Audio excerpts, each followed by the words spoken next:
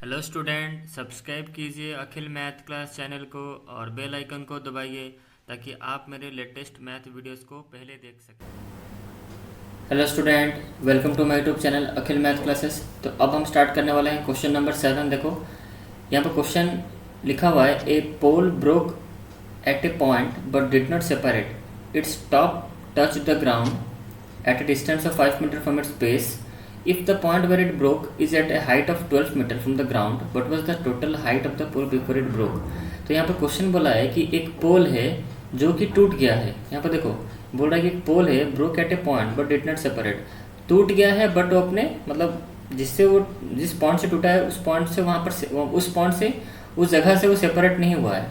ठीक है, तो हम यहाँ पर एक पोल ड्रॉ कर लेते हैं। देखो पहले फिगर को समझो, उसके बाद हम उसको करेंगे। ठीक है, तो पहले फिगर को समझो, इस फिगर को समझना बहुत ज़रूरी है और ये बहुत एक इम्पोर्टेंट क्वेश्चन है। इस तरह के एक क्वेश्चन मैंने करवाया था आपका वर्कशीट में और एक क्वेश्चन यहाँ पर आपका ब्रेन टीचर में भी गिवन है। देखो मान लेते हैं ये पोल है, ठीक है, इसको आप एक पोल मान लो। ध्यान से इस फिगर को देखो और समझो, समझने की कोशिश करो इस फिगर को, उसके बाद हम इसको हम सॉल्व करेंगे। तो ये एक पोल है, ठीक है, तो इस पोल का टॉप पोजीशन कौन है बताओ? ये है टॉप पोजीशन, ये है नीचे वाला क्या है उसका बॉटम पोजीशन। तो हम यहाँ पे लिख देते हैं ये है उसका टॉप पोजीशन, ठीक है, और ये उसका बेस है, नीचे वाला पोजीशन बेस। अच्छा, अब क्या होता है ध्यान से देखना, अब बहुत यहाँ पर इंटरेस्टिंग चीज़ होने वाला है। ये टूटने वाला है पोल, ठीक है, ये एक पोल है, मैं यहाँ ब्रैकेट में लिखता हूँ ये एक पोल है, ये एक पोल है। अच्छा, ये इसका इस पोल का टॉप पोजीशन ये है और उसका बेस पोजीशन ये है।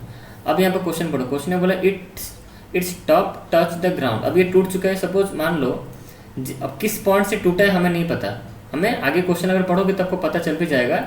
यहाँ पर लिखा है its top position touch the ground at a distance of 5 metre from its base. अरे छोड़ो, ये पोल है, ये टूट चुका है, ठीक है, ये पोल क्या हो गया, ये टूट चुका है। किस पॉइंट से टूटा है हम बाद में देखेंगे, बट जिस पॉइंट से भी टूटा है, अब टूटने के बाद क्या हो गया है, वो नीचे से नीचे गिर गया है। उसका टॉप पोजीशन ऑब्वियसली, अगर यहाँ सपोज ये पोल टूट जाएगा बच्चों, तो इसका टॉप पोजीशन क्या होगा, इसके नीचे आ जाएगा ग्राउंड। ये है ग्राउंड आपका, मैं यहाँ पर ग्राउंड ड्रॉ कर देता हूँ, ठीक है, ये आपका ग्राउंड है, ये आपका ग्राउंड का लाइन है, यहाँ पे लाइन ड्रॉ करो, ये ग्राउंड है आपका, ठीक है, ये ग्राउंड है। अच्छा, जो बेस होगा वो ग्राउंड से तो ही लगा होगा। अच्छा, ये ग्राउंड पे ये पोल खड़ा है, ये है रेड कलर का जो वो ग्राउंड का मतलब जो लाइनिंग है, और इस ग्राउंड पे ये पोल खड़ा हुआ है। अब ये पोल टूट गया है, टूटने के बाद क्या हो गया, उसका जो टॉप पोजीशन जो है, ये वाला पोर्शन वो ग्राउंड को लग गया। यहाँ पे देखो it's top touch the ground, उसका जो टॉप पोजीशन ऑब्वियसली अगर टूट जाएगा तो इसका टॉप पोजीशन नीचे ही आएगा, ठीक है। It top touch the ground at a distance of 5 metre, कितने डिस्टेंस है, 5 मीटर फ्रॉम इट्स बेस। इसका टॉप पोजीशन टूट के नीचे गिर गया है, ग्राउंड को लेवल को टच कर लिया है। जहाँ पर टच किया ग्राउंड लेवल को, उस जगह से लेकर और उस पोल का जो बेस है उसका दूरी कितना है, 5 मीटर। तो हम यहाँ पर और एक फिगर ड्रॉ कर लेते हैं, जब मतलब वो पोल जब टूट चुका होगा, जब पोल टूट गया होगा उसका हम ड्रॉ कर लेते हैं, ठीक है, जिस जगह से पोल टूटा है। अब यार यहाँ पर ध्यान से देखो, पोल अभी टूटने वाला है, चलो उसको तोड़ देते हैं। तो यहाँ से सपोज यहाँ से टूट गया है पोल, अब मैं यहाँ पर पोल जो टूट गया उसका फिगर मैं यहाँ पर ड्रॉ कर लेता हूँ, ठीक है। देखो यहाँ पर टूट गया है पोल, यहाँ से टूट चुका है,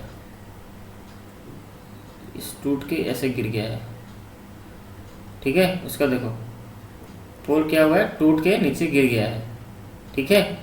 तो यहाँ पर ये जो टॉप पोजीशन था बच्चों, इसका टॉप पोजीशन जैसे यहाँ से टूटा, अच्छा किस जगह से टूटा, यहाँ पर भी क्वेश्चन में लिखा है if the point where its broke at a height of 12 metre from the ground, किस जगह से टूटा है यहाँ पर क्वेश्चन में देखो मेंशन कर दिया है।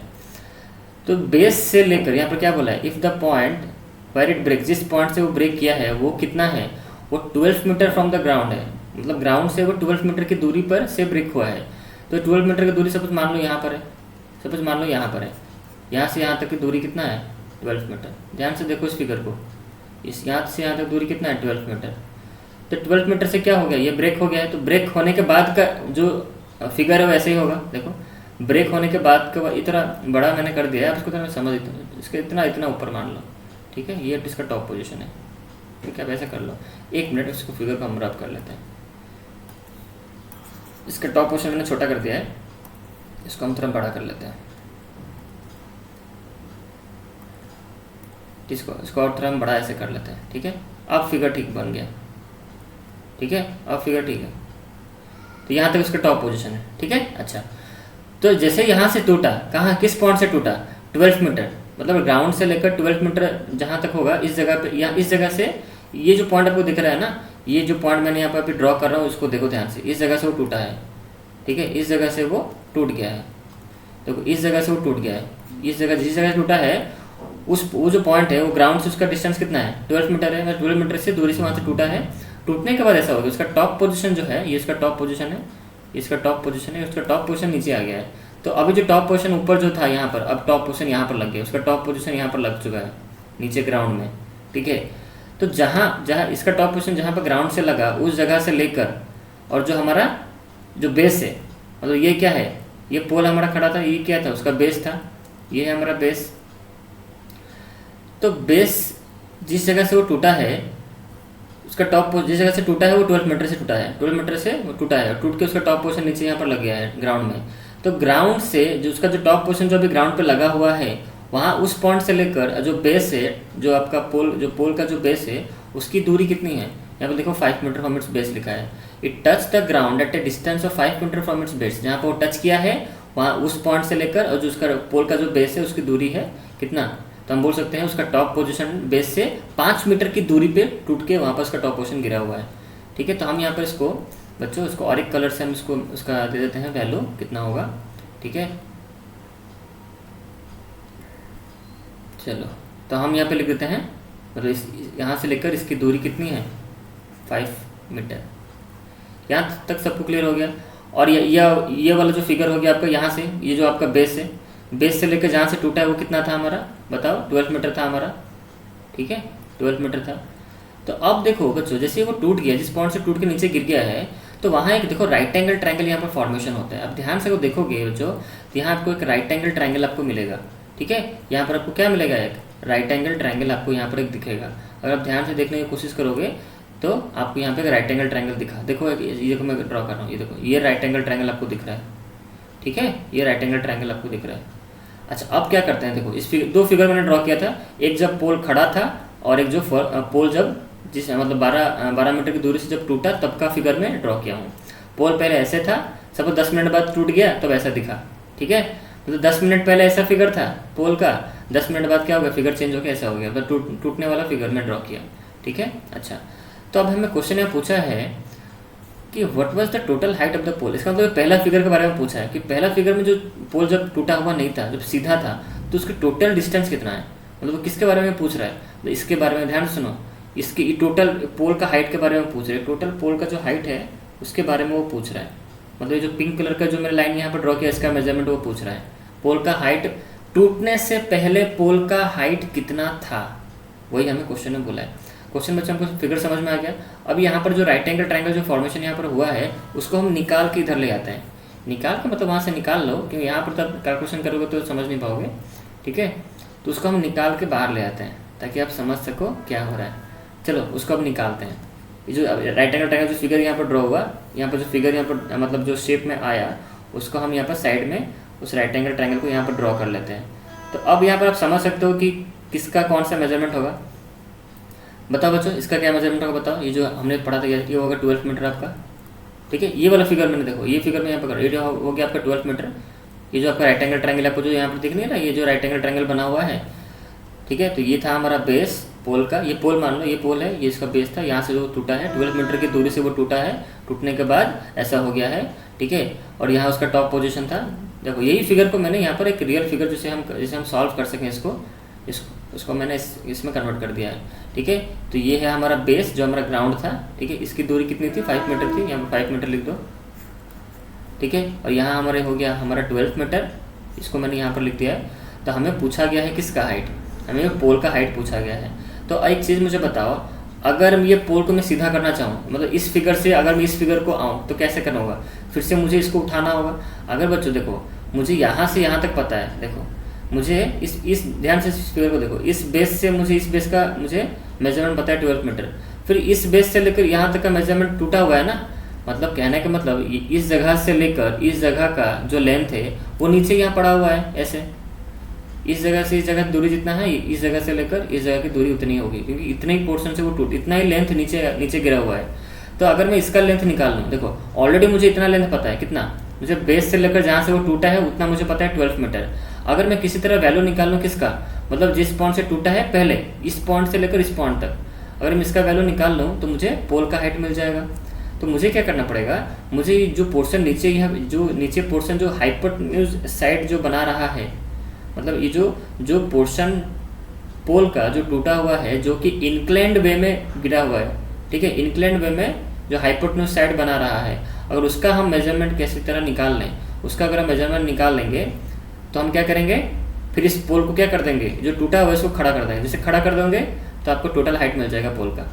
आप ऐसे भी समझ सकते हो। कहने का मतलब ये जो 12 मीटर है, 12 मीटर प्लस हमें अगर हाइट, पोल का हाइट निकालना है तो 12 मीटर ये हो गया आपका, प्लस क्या करना पड़ेगा, जो पोर्शन यहाँ पर देखो जो टूटा हुआ है, टूट के गिरा हुआ है, जो जितना मतलब लेंथ का पोर्शन पोल के नीचे गया, जो इंक्लाइंड वे में जो गिरा हुआ है, जो हाइपोटेन्यूज साइड बना रहा है, उसका मेजरमेंट अगर निकाल देंगे, निकालने के बाद यहाँ पर जो भी नंबर आएगा, जो भी निकालने को जो भी आएगा, उसको हम प्लस करने के बाद जो आंसर आएगा that is the total height of the pole.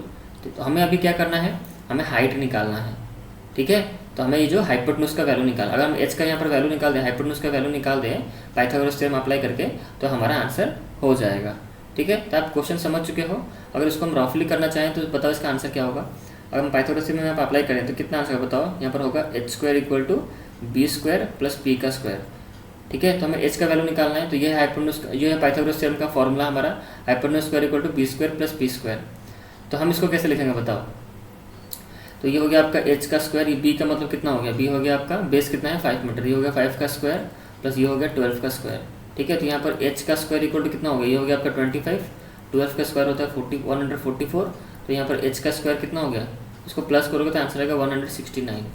तो 169, एक मिनट, ये हो गया, इसको प्लस करते 9, यहाँ 116 हो गया। तो यहाँ पर h का स्क्वायर कितना हो जाएगा, √169, तो यहाँ पर h का वैल्यू हो गया आपका 13 मीटर, ठीक है। एच का वैल्यू कितना हो गया, 13 मीटर हो गया।